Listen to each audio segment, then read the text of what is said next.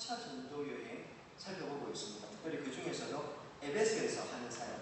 사실 오늘 읽었던 부분은 지난 시간에 우리가 잠깐 살펴보았던 부분인데 이 부분에 대해서 우리가 좀 다시 또 다른 부분을 좀 나누고 싶은 것이 있어서 다시 좀 읽어보겠습니다. 지난 시간에 잠깐 설명드린 대로 이 에베소, 당시 로마가 지배하고 있는 그 넓은 땅덩어리, 그 영토 중에서 가장 번성한 도시 중에 하나였다. 그런 말씀을 드렸습니다. 번성하고 번영했으니 살기도 좋은 도시였겠죠. 경제적으로 굉장한 부를 축적하고 있었고 문화적으로도 굉장히 앞서 있는 도시다. 그런 말씀을 드렸습니다. 그러나 문화적으로 경제적으로 그들이 번성한 도시였다 하더라도 영적인 부분에 있어서는 굉장히 빈곤한 도시였다. 이런 말씀을 드렸습니다. 에베소에서 가장 큰 것, 지난 시간에 제가 사진으로 보여드렸었는데요. 아데미 신전 기억하시죠? 세계 7대 불가사의 중에 하나였던 그 아데미 신전이 있었고, 실제로 이 에베소 사람들은 자신들의 이 번역을 아데미 여신의 공로로 생각을 했습니다. 아데미 여신이 직기였기 때문에 그런 것이라고 생각을 했습니다. 그러다 보니 그 아데미 여신을 섬기는 것, 그리고 거기에 플러스해서 각종 마술과 미신이 행행했던 곳이 에베소 지역이기도 했습니다. 영적으로 가장 가난한 도시였다. 그렇게 볼 수 있습니다. 아니나 다를까 큰 도시였지만 영적으로 가장 가난했던 도시. 바울은 그래서 이 에베소에 남아서 두란노 성원에서 따로 2년 동안 하나님의 말씀을 강론하면서 가르치는 장면 우리가 살펴봤습니다. 그렇게 바울이 가르치는 중에 오늘 읽었던 11절에 보시면 바울의 손으로 놀라운 능력을 하나님께서 행하게 하십니다. 그리고 그 일 중에 하나가 12절에 심지어 사람들이 바울의 몸에서 수건이나 앞치마를 가지고 가서 병자들에게 되면 그 병이 떠나가는 것을 성경은 기록하고 있습니다. 이 손수건은 이 유대인들이 일반적으로 땀을 닦기 위해서 머리에 두르고 있었던 수건을 이야기하고, 앞치마는 바울이 직업이 장막 짓는 사람 아니었습니까? 이 유대인들이 그 원피스를 입었습니다. 이 통으로 된 옷이죠. 그러다 보니까 일을 할 때는 항상 앞치마, 특별히 장막 짓는 사람이 하는 앞치마, 그걸 사람들이 가져다가 사용할 것이다. 그런 말씀을 드렸습니다. 사랑하는 여러분, 바울이 앞치마나 손수건을 가지고 가서 그걸 얹으니까 병이 났습니다. 오늘날도 이런 일이 일어날까요? 일어나지 않을까요? 제가 무슨 말씀을 드리는지 다 아시지 않습니까? 똑같이 적용하면 안 된다는 말씀을 드리고 싶은 겁니다. 성경이 이렇게 있으니 오늘날 우리도 이렇게 하면 되지 않겠나? 그런 데가 어디 있습니까? 기도원이나 부흥 집회 같은 데 가시면 사람이 가지고 있는 기본적인 속성이 어쩔 수 없는 것 같습니다. 목사님이 쓰셨던 거죠. 능력이 있는 누군가가 쓰셨다는 거죠. 그래서 그걸 죄송합니다 이런 표현을 써서 마치 부족처럼 미신처럼 가지고 오고 그것이 무슨 대단한 능력이 있는 것처럼 생각하는 경향이 있습니다. 사랑하는 여러분, 결론부터 말씀드리면 그러들은 전혀 성경적인 근거가 없는 우리 미신일 뿐입니다. 오늘 하나님께서 그러면 이 에베소에는 왜 이렇게 역사를 하셨을까? 첫째로 하나님께서는 능력이 갑작스럽게 이 바울이 몸은 하나인데 많은 사람들이 지금 와서 바울의 말씀을 듣고 있는 중이고 미신이 행행했던 도시, 그러다 보니 하나님께서는 그 도시의 특징에 맞게 일을 하신 겁니다. 오늘 우리가 읽어보는 부분에 보면 마술하는 사람들이 나옵니다. 이 마술의 특징이 그런 거 아닙니까? 결국에는 사람들 눈 속이고 하는 건데, 그러다 보니 그런 마술에 익숙했던 사람들에게 가장 효과적으로 하나님의 능력을 드러내는 것 중에 하나가 바울의 몸에 있는 이런 수건이나 이런 것들로, 심지어 이런 것들로 병이 떠나가게 하는 것을 통해서 하나님의 능력을 보여주기 위한 것이었지, 이것이 일반적이고 보편적인 방법, 즉 우리의 시대에 오늘 우리도 똑같이 이렇게 해야 되고 이런 일은 성경에 있으니 그대로 일어날 거다, 이건 아니란 말입니다. 중요한 건 하나님이 그 시대 상황에 그 사역이 진행되는 곳 형편에 맞게 역사하신다는 겁니다. 그러니 오늘날 누군가의 몸에 있는 거라든지 이게 신령하다 이런 거 없습니다. 제가 늘 말씀드리지만 그 지역의 영, 그래서 이게 사실은 이게 어디서부터 오냐면 여호수아서에 보면 나오는데요. 땅 밟기, 내 발바닥 밟는 것은 다 내가 너한테 주겠다. 여호수아서 1장에 나오는 하나님이 주신 명령인데요. 그게 요즘 어떻게 잘못 인용되고 있냐 하면 땅 밟기들이라고 들어보셨습니까? 어느 지역을 우리가 땅을 밟고 기도하고 악한 영들이 물러가고 이런 얘기를 합니다. 영적으로 이미 예수 그리스도께서 십자가의 은혜를 통해서 모든 악한 영들의 세력은 다 하나님 앞에 이미 패배했습니다. 그러니 거기서 말하는 땅 밟기는 영적인 의미에서 의미가 있는 것이지, 실제적으로 물리적으로 우리가 여호수아 시대처럼 그렇게 땅을 밟는다고 해서 거기 악한 영들이 물러가고 그런 거 없다는 말씀을 드렸습니다. 같은 관점으로 오늘 이 바울의 시대에 바울에게 있었던 이 역사가 오늘 우리에게도 똑같이 있을 거고, 신령한 누군가의 몸에 있는 걸 가지고 와야 된다, 있을 수 없습니다. 그러니까 그런 생각들, 혹시 어디 가서 그런 부흥 집회나 기도원 같은 데 있으시면 틀렸다고 생각하시면 됩니다. 그렇지 않습니다. 마술과 미신의 본거지였기 때문에 하나님이 또 이 상황이 비상하게 그 형편에 맞게 일을 하고 계실 뿐이라는 것입니다.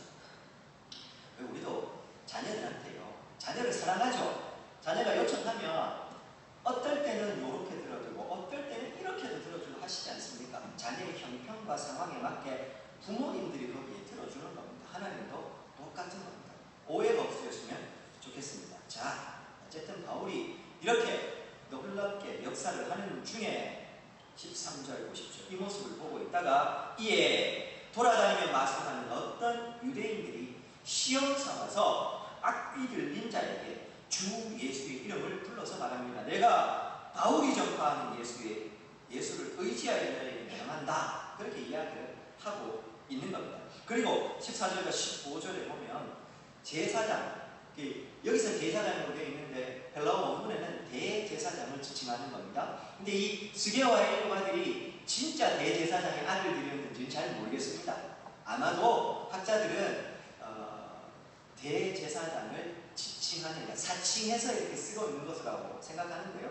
그 스게와의 일곱 아들들이 시험 삼아서 예수님의 이름으로 일을 하게 됩니다. 그러자 악귀가, 그러니까 예수도 알고 바울도 아는데 너는 누구냐 하는 이런 일이 일어나게 됩니다. 고대 근동에서는 특별히 바울이 사역했던 시대에는 이 미신 중에서 주문, 마술 중에서 이 주문을 외우는 마술을 행행했고, 그 주문에는 항상 신의 이름이 들어가 있었다고 합니다. 왜냐하면 그 신의 이름을 부르는 것을 통해서 그 신이 가지고 있는 능력을 활용할 수 있다고 믿었거든요. 그런 의미에서 오늘 바울의 모습을 보면서 예수님의 이름을 가지고 와서 일을 하고 있는 겁니다. 특별히요, 이게 두 가지 또 연관이 있습니다. 첫 번째가 이 에베소라는 지역이 앞에서 말씀드린 대로 마술, 미신이 굉장히 횡행했었습니다. 어느 정도였냐 하면요, 로마 시대 전체를 대표해서 이 에베소는 가장 마술이 횡행했던 도시. 에페시아 그람마타라는 말이 있습니다. 이게 에베소의 문자, 에베소 문자 이런 말이거든요. 이게 이제 라틴어로 에페시아 그람마타라고 하는데 이게 뭔 말이냐면요, 에베소 문자로 당시에 주문을 적었다고 합니다.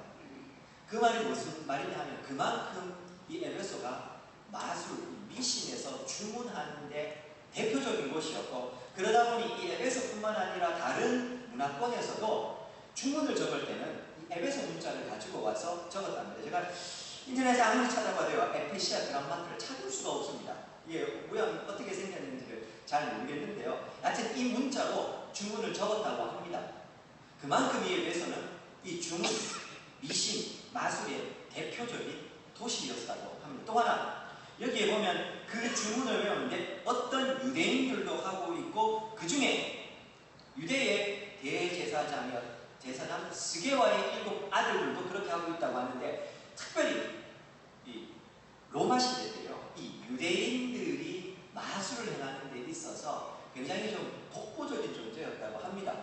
저도 이번에 주석을 찾아보다가 참고서적을 찾다가 알게 됐는데요, 이 유대인들이 당시 로마의 문화권 안에서 모든 사람들이 다 로마를 닮아가려고 하고, 또 그 공용어였던 라틴어라든지 헬라어를 사용했다면, 특별히 유대인들만큼은 자기들만의 독특한 문화를 가지고 폐쇄적인 그런 종교적인 전통을 가지고 있었지 않습니까? 그러다 보니 이 로마 사람들이 이 유대인들이 뭔가 좀 특별하다고 생각한 겁니다. 저 사람들에게는 뭔가 좀 다른 게 있다고 생각을 한 겁니다. 그러다 보니 이 유대인들이 주문을 외우고 마술을 해서 사람들의 병을 고치고 하는 일들에 조금 더 능력이 있다고 믿었다고 합니다. 그게 합쳐져 가지고요, 오늘 바울이 사역하는 에베소에서 특별히 스게와의 7 아들들이 예수님의 이름을 시험 삼아서 이야기하는 것을 통해서 이 미신적인 행위를 하고 있었던 것입니다. 사랑하는 여러분, 오늘 이 스게와의 7 아들들 그리고 다른 유대인들이 하고 있는 이 모습을 보면서 어떤 생각이 드시는지 잘 모르겠습니다만 이런 질문을 좀 가져봅니다. 우리에게 복음은 수단인가 목적인가? 이원석 목사에게 복음은 목적인가 수단인가? 제가 머릿속으로 그리고 있는 종교적인 어떤 욕망들이 있고 그것을 채우기 위해서 복음을 사용하고 있는 것인지, 아니면 복음 자체가 목적이어서 하나님의 말씀 자체가 목적이어서 그 말씀에 순종하고 말씀을 이야기하는 방향으로 가려고 하는 것인지. 제가 표 이렇게 딱 걸어놓고 이게 이번 올해 우리 교회 방향입니다 하는 걸 굉장히 싫어하기도 하고 조심스러워하는 게요, 그 표 적는 게 어려워서는 아닙니다. 제 머릿속에서 나온 그 표가 우리 분위장로교회 전체가 지향해야 될 방향, 그리고 그것을 하나님께서 그렇게 원하신다고 누가 장담할 수 있습니까? 저는 그렇게 신령하지 않습니다. 일주일 동안 연초가 되면 연말이 되면 기도원 들어가셔서 기도한다고 하는데요, 저 나름대로 기도해봐도 하나님께서 갑자기 그런 막 신령한 것을 주시는 거 잘 없고요. 설사 제 마음에 주셨다고 하는데 그게 우리 성도님들 전체와 공명하지 않는다면 그게 무슨 의미가 있겠습니까? 뿐만 아니라 그게 자칫 잘못하면 그런 표들을 적어놓는 것이요, 특별히 제일 조심해야 될 게 몇만 성도 막 이렇게 붙여놓고 하는 게요, 그게 목사 개인의 사회사역이나 종교적 욕망을 채우게 되면 어떻게 합니까? 그것을 통해서, 즉 다시 말해서 복음 자체가 목적이 아니라 복음이 목사의 사회사역을 채워가는 수단이 되면 어떻게 합니까? 제가 지금 목사 얘기를 하고 있습니까? 성도들의 삶 가운데서, 오늘 우리의 삶 가운데서 하나님의 복음이 내 욕망과 사회사역을 채우기 위한 수단이 되면 큰일 납니다. 오늘 스게와의 7 아들들 예수님의 이름을 시험 삼아서 자신들이 지금 병을 낫고자 하는 이 마술 행위를 하는데 사용을 하고 있는 겁니다. 예수님을 믿어서가 아니라 예수님의 이름이, 죄송합니다, 효험이 있다 하니, 능력이 있다 하니 그 이름을 가지고 와서 사용하고 있는 겁니다. 복음이 완벽하게 목적이 아니라 수단이 되고 있는 현장을 보고 있는 것입니다. 문득 이것이 오늘날 우리의 슬픈 자화상이 되면 어떡할까? 그런 생각이 들었습니다. 목사님, 제가 어떻게 복음이 저한테 수단이 됩니까? 그럼 다시 질문을 바꿔서, 하나님의 말씀이 오늘 내 삶을 이끌어가고 있습니까? 아니면 내가 걸어가는 길에 하나님의 말씀을 계속해서 인용하고 끼워 맞추고 있습니까? 잘 생각하셔야 됩니다. 제가 제목 설교, 주제 설교 안 하는 이유도 말씀드렸죠. 제가 주제 설교 하시는 분 다 틀렸다는 얘기가 아닙니다. 저는 최소한 아직까지 영적으로 밝지 않아서 제 개인의 어떤 마음의 생각과 하나님이 진짜 원하시는 그 사이에 이 구분을 해낼 만한 영적인 지혜가 없어서 본문을 그냥 순서대로 가는 겁니다. 자칫 잘못하면 제목 정해놓고 하나님의 말씀 거기 딱 끼워 맞출 가능성이 있기 때문에 그런 겁니다. 기도하는 우리의 생활도 마찬가지 아니었을까요? 내가 원하는 걸 딱 정해놓고서 기도하는 건 하나님 이거 들어주시오. 하나님의 뜻이 그게 아니면 어떡하실 겁니까? 복음은 내 목적을 채우기 위한 수단이 아니라 복음 자체가 목적이 있다. 하나님께서 말씀하시는 거 우리 거기에 순종해서 따라가야 하는 것입니다. 너무 당연한 일인 것 같지만 오늘 이 주격이 전도되는 일들 때문에 교회가 교회다움의 영광스러움을 잊어버린 것 아닐까요? 세상의 교회를 욕을 해서 교회가 힘을 잃는 게 아닙니다. 언제는 교회가 세상에서 이 주류의 역할이 있었습니까? 복음은 항상 핍박과 고난받는 현장에 있었습니다. 세상이 교회를 하면서 부정적이어서 교회가 오늘 위축되는 게 아니라 어쩌면 오늘 이 시대에는 우리가 복음을 복음되게 받아들이지 못하고 복음을 우리의 사리사역을 채우는 수단 정도로 전락시켜버렸기 때문에 복음이 가지고 있는 참된 능력과 생명을 잃어버렸기 때문이 아닐까 생각합니다. 목사님, 복음만 이야기하고 말씀만 이야기한다면 어떻게 됩니까? 생명이라고 합니다. 복음은 하나님의 말씀은 생명이라고 합니다. 생명의 특징이 뭐라고 했습니까? 생명은요, 죽은 씨앗은 땅에 심으면 아무것도 안 납니다. 그러나 생명은 아무리 죽은 것 같아도 비만 한번 오고 나면 다시 풀이 솟아나고 그게 자라지 않습니까? 죽어있는 것 같아도 거기에 생명만 있다면 다시 자라나는 것, 그것이 생명이지 않습니까? 복음이 하나님의 말씀이 생명이고 능력이라고 믿는다면요, 그 자체에 우리가 집중하면 때가 되면 하나님께서 그 생명을 역동시켜서 우리 가운데 그것이 자라나게 하실 겁니다. 하나님이 하실 일이라는 거죠. 우리가 해야 될 일은 그렇지로 자라게 할 게 아니라 하나님의 때에 하나님의 방법대로 이루어지도록 열심히 심고 할 뿐인 것입니다. 이어지는 15절과 16절 한번 보십시오. 스게와의 아들들이 거짓으로 하나님의 이름을 시험 삼아서 일을 하자. 15절 앞뒤가 되라고 합니다. 내가 예수도 알고 바울도 아는데 너희는 누구냐. 심지어 악한 귀신도 진짜 뭐라고 해야 되나, 참 믿음과 거짓 믿음은 귀신도 분별합니다. 그렇지 않습니까? 귀신도 내가 예수도 알고 바울도 안다. 즉 진짜 믿음을 가지고 있고 진짜 복음대로 사는 사람과 너희들을 구분해낼 수 있다는 겁니다. 한번 하나님이 오죽하시겠습니까? 우리가 아무리 내 의도를 교묘하게 숨긴다고 한들 하나님 앞에 밝히 드러나지 않겠습니까? 골방의 기도가 성도에게 그래서 필요한 겁니다. 모든 사람을 다 속여도 하나님은 알고 나는 알지 않습니까? 하나님 앞에 무릎 꿇으면 밝히 다 드러나지 않습니까? 속일 수가 없습니다. 이어서 17절 보십시오. 그렇게 16절에 보시면요, 그것 때문에요, 악한 귀신 들린 사람이 이 스게와 이름 아들들 달려들어가지고 그래서 벗은 몸으로 도망했다고 부끄러움을 당하고 있는 겁니다. 진짜 복음의 능력이면 귀신 앞에서 예수 그리스도의 이름을 하면 내가 도망가는 게 아니라 귀신이 도망가야 되는데, 거짓 복음으로 내 목적 채우려고 하니 오히려 그 귀신 때문에 내가 도망가는 이 부끄러운 일이 일어나는 겁니다. 그리고 17절 에베소에서 하는 유대인과 헬라인들이 다 이 일을 알고 두려워하며 주 예수의 이름을 높이고 있습니다. 자연스럽게 하나님의 이름이 드러나는 겁니다. 굳이 예수 믿으라고 얘기하지 않아도 어떻게 하면 저 사람들에게 믿게 할까 이거 고민하지 않아도 올바른 복음 위에 분명히 서 있기만 한다면 17절 에베소에 사는 유대인과 헬라인들이 다 이 일을 알고 두려워해서 하나님을 높이는 일들이 일어나게 될 겁니다. 사랑하는 성도 여러분, 부르심의 자리에서 하나님의 자리를 세워가는 가장 중요한 그리고 가장 핵심적인 일이 뭔지 아십니까? 내 삶을 하나님의 말씀의 기반 위에 복음 위에 든든히 세우는 겁니다.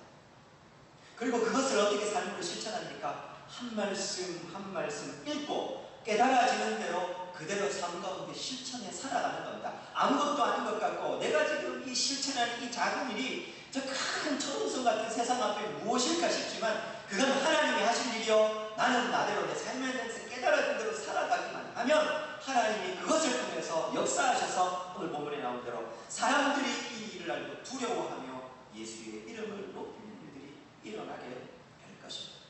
자, 어쨌든 이렇게 바울이 놀랍게 역사하자 에베소에 일어나는 사역의 결과들이 세 가지 모습으로 드러나고 있습니다. 첫 번째가 무엇이었습니까? 17절에 좀 전에 말씀드린 대로요, 예수님의 이름이 높아지고 있습니다.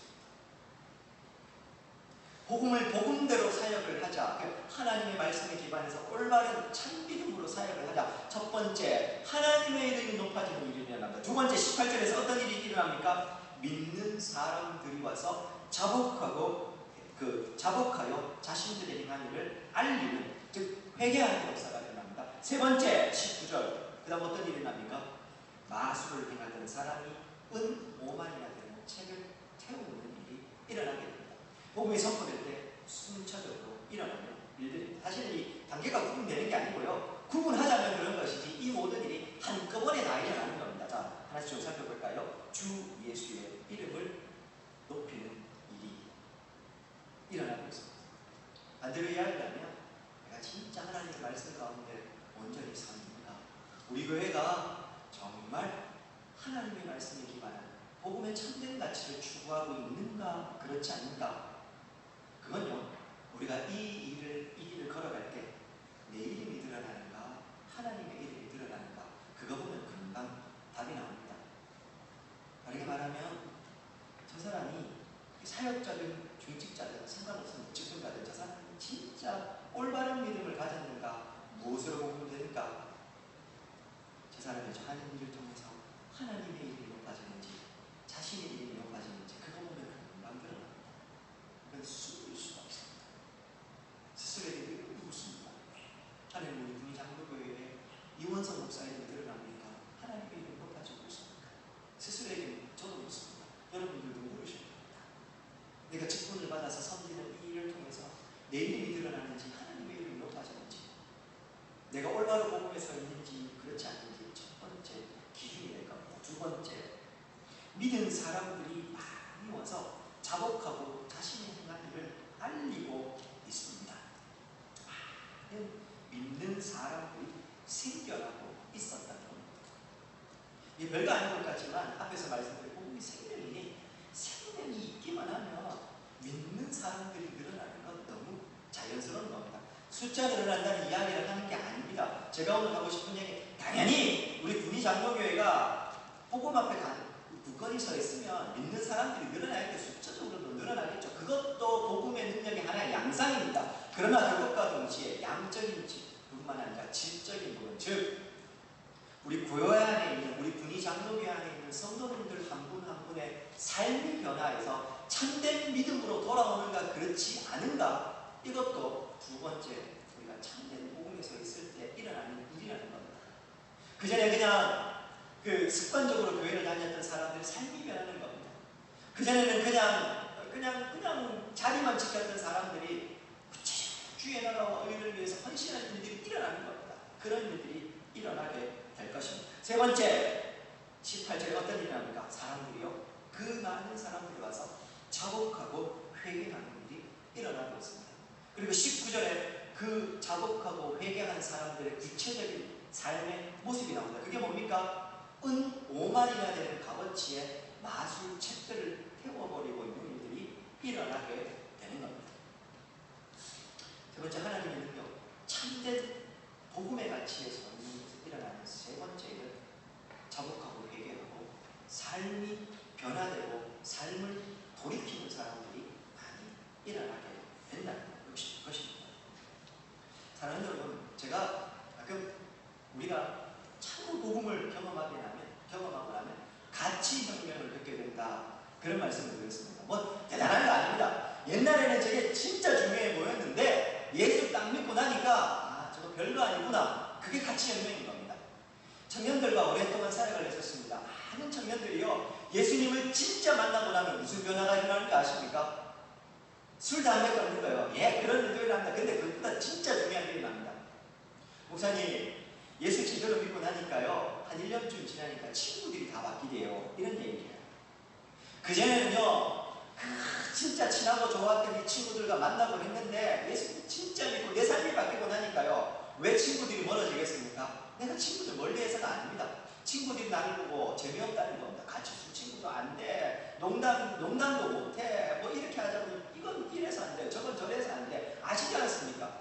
그 젊은 청년들이 모여서 음담패서 아니면 술, 담배 아니면 이런 거 할 때마다요, 내 안에 있는 이 하나님께서, 성령께서 말씀하신 이 양심이 그걸 받아들일 수가 없어서 이제는, 옛날에는 그냥 따라갔다면 이제는 안 된다고 이야기를 하고, 친구들이 그릇된 길로 가려고 하면 놓으라고 이야기하면 재미가 없다는 겁니다. 점점 멀어지는 거죠. 여전히 친한 친구이긴 하지만 같이 할 수 없는 겁니다. 가치관이 다른데 어떻게 친하게 지낼 수 있습니까? 그렇지 않습니까?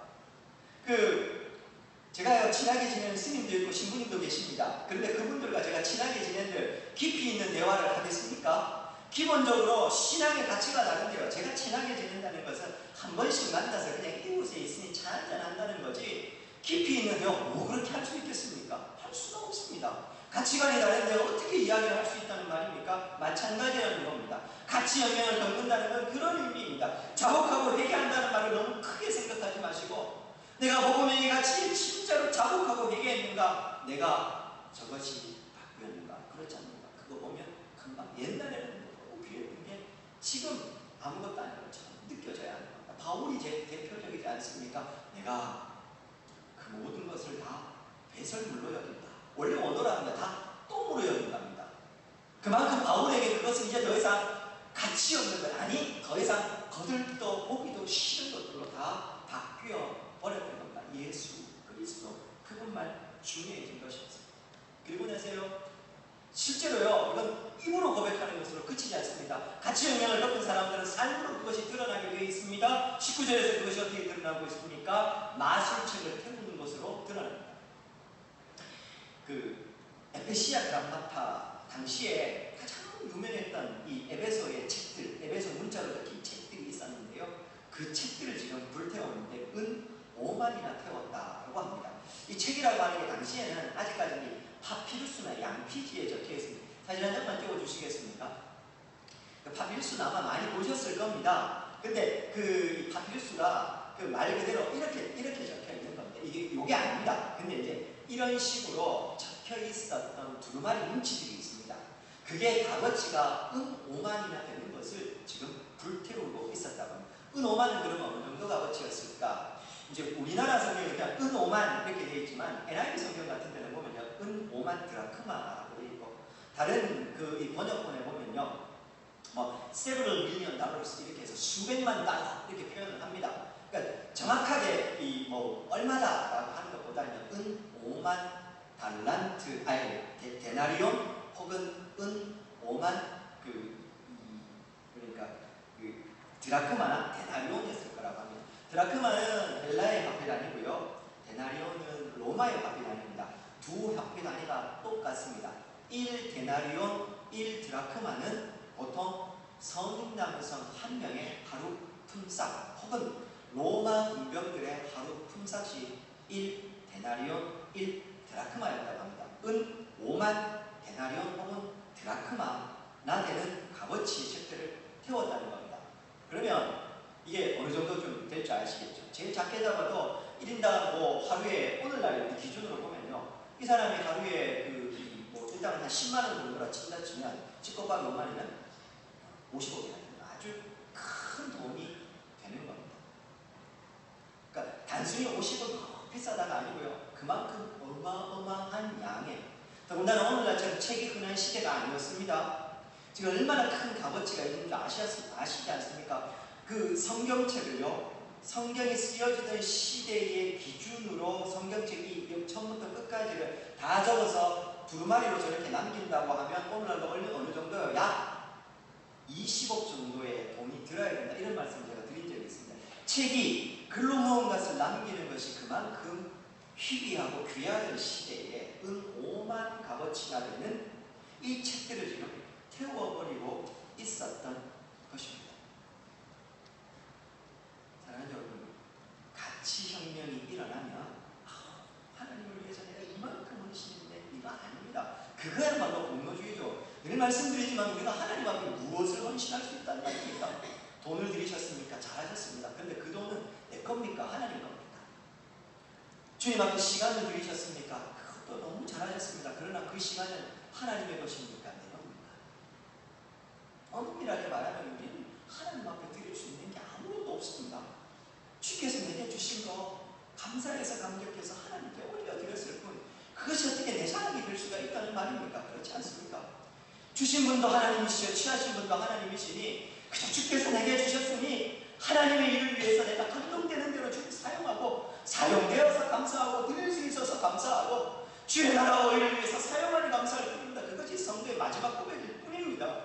주님 앞에 섰을 때 우리가 하나님이 잘하였던 충성된 종아 하더라도 진짜 복음에 헌신한 사람들은 하나님 제가 이만큼 수고했습니다, 감사합니다가 아니고요, 하나님 저는 하나님 앞에 한 것이 하나도 없습니다.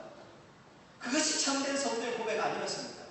그런 의미에서 오늘 보면요, 이 은 5만이나 지금 불사르고 있는 걸 보면서 돈으로 따지면 얼마나 되는데 그걸 팔아가지고 가난한 사람들, 예수님의 제자들하고 똑같은 얘기 오늘 우리가 할 수 있다는 이야기입니다.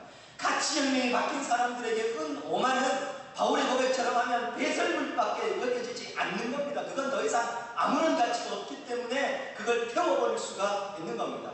다시요, 복음을 만나면 오늘 우리가 세 가지 말씀드렸는데 그 마지막이 뭐냐 하면 참된 자복하고 회개하며 삶이 변하는 일이 일이 일어납니다. 같이 혁명이 일어난다는 말입니다. 에베소에는 오늘 그 일이 일어났습니다. 스스로에게 묻고 우리들에게 묻습니다. 내게 같이 혁명이 일어나는 건가? 나는 오늘 삶에서 복음 때문에 내 삶을 이렇게 혁명적인 모습으로 바뀐 것이 있는가? 돌아봐야 합니다. 그리고 마지막 20절 보십시오. 이런 일들이 일어나자 이와 같이 주의 말씀이 힘이 있어 응하여 세력을 얻으니라. 여기서요, 세력을 얻으니라 라는 이 동사가 미완료형으로 쓰였습니다. 제가 막 자꾸 동사 이야기하니까 미완료형 하니까 모르셔도 된다고 말씀드렸죠. 미완료형이 뭐라고 했습니까? 아직 완료되지 않은 동작.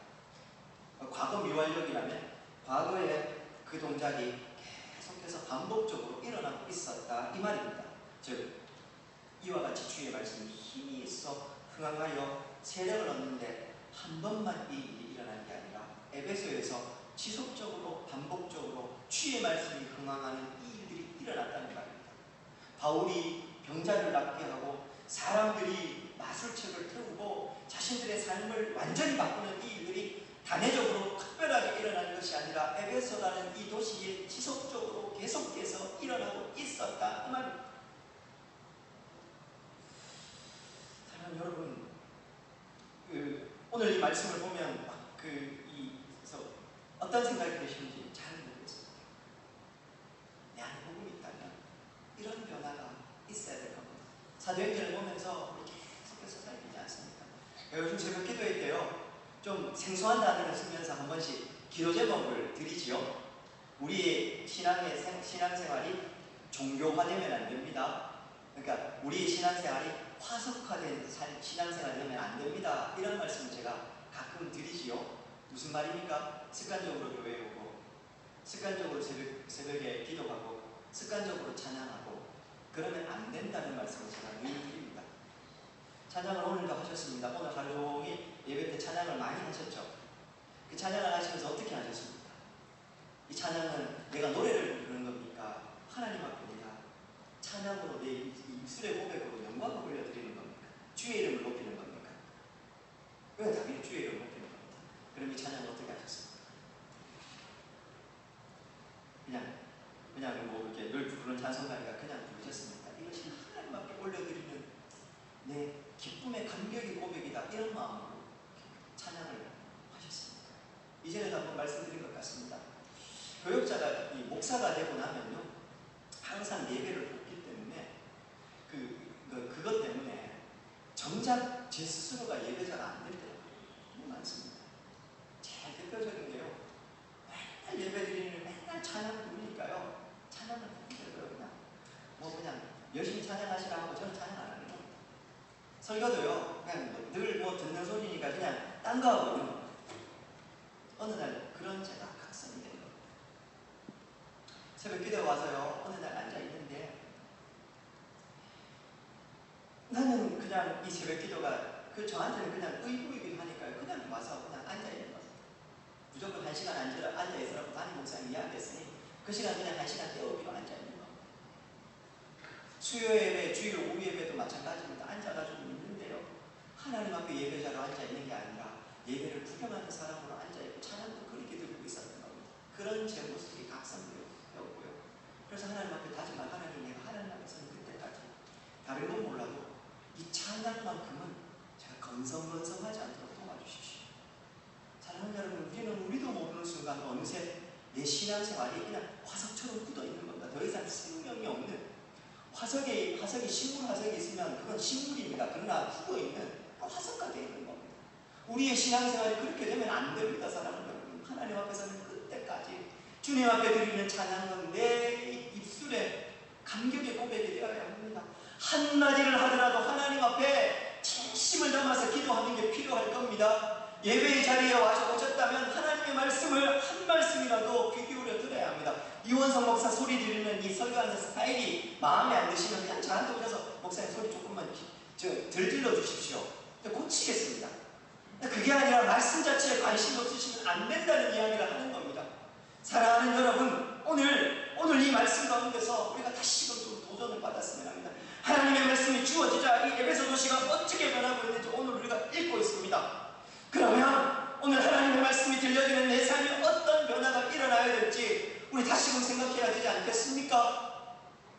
내일부터 하나님께서 나를 불러주신 삶의 현장으로 나아갈 때 내가 다시 복음을 가지고 살아가게 된다면 여러분도 또 가야 되네. 직장 가서 사무실 사람들을 어떻게 만날까? 이게 아니라 하나님, 비록 힘들고 어렵지만 하나님이 내게 주신 새로운 생명이 있고 복음이 내게 있기 때문에 불러주신 삶의 현장, 주의 나라와 의를 구하고 내가 힘있게 나아갑니다.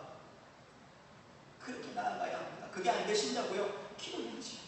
다시 하나님 앞에서 하나님, 내 마음이 지금 메말라 버렸으니 다시 생수의 강이 흘러가게 도와주십시오. 기도하셔야죠. 9월입니다.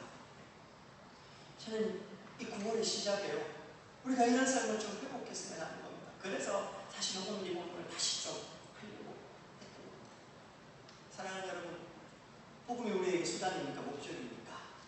복음 자체가 목적이십니까? 그러면 복음 자체가 생명력, 능력의 삶에 역사하고 있습니까? 그 역사하는 증거는 무엇입니까? 진지하게 물었으면 좋겠고, 그리고 거기에 진지하게 응답한 이 한 주간의 삶이 우리에게 있어지기를, 아니 그냥 그렇게 삽시다. 그냥 우리는 그냥 이 가을에요, 다른 건 몰라도 내가 이 가을에 하나님의 말씀대로 한번 그렇게 한번 살아보겠구나 다짐하는 오늘 이 시간에 저와 성도님에게 주의 이름으로 축원드립니다.